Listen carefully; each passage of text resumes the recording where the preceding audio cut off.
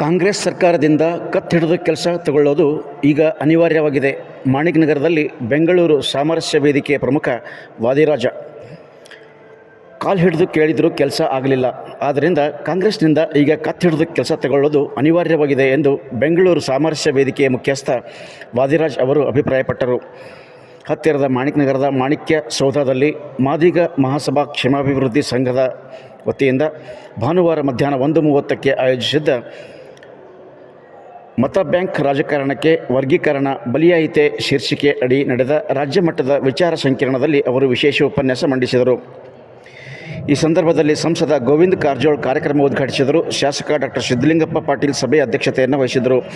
ಕೇಂದ್ರದ ಮಾಜಿ ಸಚಿವ ಭಗವಂತ ಖೋಬಾ, ಬಿಜೆಪಿ ಜಿಲ್ಲಾಧ್ಯಕ್ಷ ಸೋಮನಾಥ್ ಪಾಟೀಲ್, ಕೇಂದ್ರ ಮಾಜಿ ಸಚಿವ ನಾರಾಯಣಸ್ವಾಮಿ, ಶಾಸಕ ಬಸವರಾಜ್ ಮುತ್ತಿಮೂಡ್, ಕಾರ್ಯಕ್ರಮ ಆಯೋಜಕರಾದ ಪರಮೇಶ್ವರ್ ಕಾಳಮದರ್ಗಿ, ರವಿ ನಿಜಾಂಪುರೆ ಸೇರಿದಂತೆ ಸಮಿತಿಯ ಇತರೆ ಸಮಸ್ತ ಸದಸ್ಯರು ಹಾಜರಿದ್ದರು.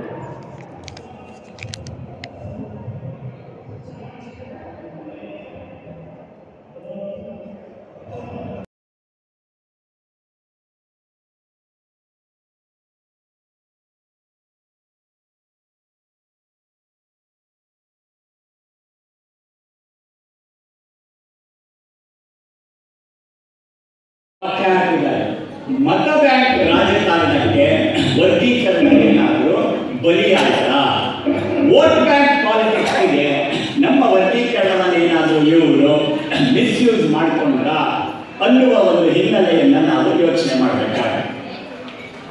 ಆಯೋಗವನ್ನು ರಚಿಸಬೇಕಾಗಿತ್ತು, ನಿಖರವಾದ ದತ್ತಾಂಶಗಳು ಬೇಕಾಗಿತ್ತು. ಆಯೋಗವನ್ನು ರಚಿಸುವುದಕ್ಕೇನೆ ನಾವು ಹೋರಾಟವನ್ನು ಮಾಡಬೇಕಾಗಿದೆ. ಜಿಲ್ಲೆಗಳಲ್ಲಿ ಹೋರಾಟ ಮಾಡಬೇಕಾಯ್ತು, ಮಾಡಿ ಆಯೋಗ ಮಾಡಿ ಮುತ್ತಿಗೆ ಹಾಕಬೇಕಾಯ್ತು. ಶಾಸಕರ ಮನೆ ಮುಂದೆ ಹೋಗಿ ತಮ್ಮದೇ ಬಿಡಬೇಕಾಯ್ತು. ಸರ್ಕಾರ ಮಾಡಿರಲಿಲ್ಲ. ಕೊನೆಗೆ ನಮ್ಮ ಒತ್ತಡಕ್ಕೆ ಮಣಿದು ಸರ್ಕಾರ ಆಯೋಗವನ್ನು ರಚನೆ ಮಾಡಿ ಆಯೋಗ ರಚನೆ ಮಾಡಿದ ಮೇಲೂ ಕೂಡ ಆಯೋಗದ ವರದಿಯನ್ನ ತಗೊಂಡು ಅದಕ್ಕೂ ಹೋರಾಟ ಮಾಡಬೇಕಾಯ್ತು. ನಾವು ಬೆಳಗಾವಿಯಲ್ಲಿ ದೊಡ್ಡ ಹೋರಾಟವನ್ನು ಮಾಡಿದ್ವಿ, ಜಿಲ್ಲೆಗಳಲ್ಲಿ ಹೋರಾಟ ಮಾಡಿದ್ವಿ. ಆಗಸ್ಟ್ 1, 2024 ಸುಪ್ರೀಂ ಕೋರ್ಟ್ ತೀರ್ಪು ಕೊಟ್ಟಿತ್ತು.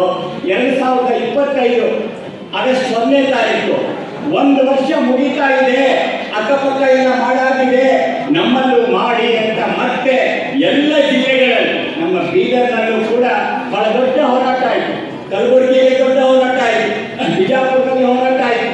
ಬೀದರಿಂದ ಚಾಮರಾಜನಗರದವರೆಗೆ ಒಂದೊಂದು ಕಡೆಗಳಲ್ಲೂ 5,000, 10,000 ಜನ ಸೇರಿ DC ಆಫೀಸ್ಗಳಿಗೆ ಮುತ್ತಿಗೆ ಹಾಕಿ ನೋಡ್ಬೇಕು.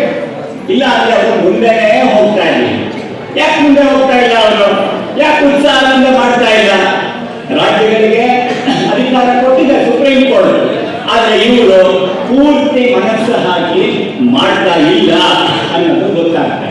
ಪ್ರತಿ ಹೆಜ್ಜೆನಲ್ಲೂ ನಮ್ಮ ಮಾದಿಗ ಸಮಾಜದ ಬಂಧುಗಳು ಊರಿನಲ್ಲಿ ಜಿಲ್ಲೆನಲ್ಲಿ ಹೋರಾಟವನ್ನ ಮಾಡಿ ನನ್ನ ಮಾತು ಹೇಳ್ತಾ ಇದ್ದೆ. 2 ವಿಷಯ ಇದೆ. ಒಂದು, ಕಾಲು ಹಿಡಿದು ಕೆಲಸ ಮಾಡಿಸ್ಕೋಬೇಕು, ಇಲ್ಲ ಕತ್ತಿಪಟ್ಟಿ ಹಿಡಿದು ಕೆಲಸ ಮಾಡಿಸ್ಕೊಳ್ಬೇಕು. ಈ ಸರ್ಕಾರಕ್ಕೆ ನಾವು ಕಾಂಗ್ರೆಸ್ನ ಒಳಗೆ ಇದ್ದವರು ಕಾಲು ಹಿಡಿದು ಮಾಡಿಸಿದಾರ ಗೊತ್ತಿಲ್ಲ. ನಾವು ಬಿಜೆಪಿಗೆ ಬೆಂಬಲದಲ್ಲಿರ್ತಕ್ಕಂಥ ಬಹಳ ದೊಡ್ಡ ಸಂಖ್ಯೆಯಲ್ಲಿ ನಾವೇನು ಮಾದಿಗ ಸಮಾಜದಲ್ಲಿದ್ದೀವಿ, ನಾವು ಕತ್ತಿನ ಪಟ್ಟಿ ಹಿಡಿದು ಮಾಡಿ ಸುಪ್ರೀಂ ಕೋರ್ಟ್ ಹೇಳಿದೆ ಅಂತ ಹೇಳಿ ಪ್ರತಿ ಹೆಜ್ಜೆನಲ್ಲೂ ಕೂಡ ಹೋರಾಟವನ್ನು ಮಾಡಿ ನಾವು ಒಂದು ರೀತಿ ಆಗಿದೆ. ಆದರೂ ಇದು ಎಲ್ಲೋ ಒಂದು ಕಡೆಯಲ್ಲಿ ಅಲೆಗಡೆಯಾಗಿ ಆಗಿದೆಯಾ ಅನ್ನುವ ಸ್ಥಿತಿ. ಕಳೆದ ಸುಮಾರು 25-26 ವರ್ಷಗಳಿಂದ 1999ರ ನಂತರ ನಮ್ಮ ಕರ್ನಾಟಕದಲ್ಲಿ ಒಳ ಮೀಸಲಾತಿಯ ಹೋರಾಟಕ್ಕೆ ಬಹಳ ದೊಡ್ಡ ವೇಗ ಮತ್ತು ಚಾಲನೆ ಸಿಕ್ಕಿತು.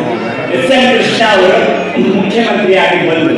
ಅವರ ಕಾಲದಲ್ಲಿ ಆಯೋಗವನ್ನ ರಚನೆ ಮಾಡಬೇಕು ಅಂತ ಆಗಿದ್ದ ಆಯೋಗ 2004ರಲ್ಲಿ ಅವರ ಅಧಿಕಾರ ಮುಗಿತು.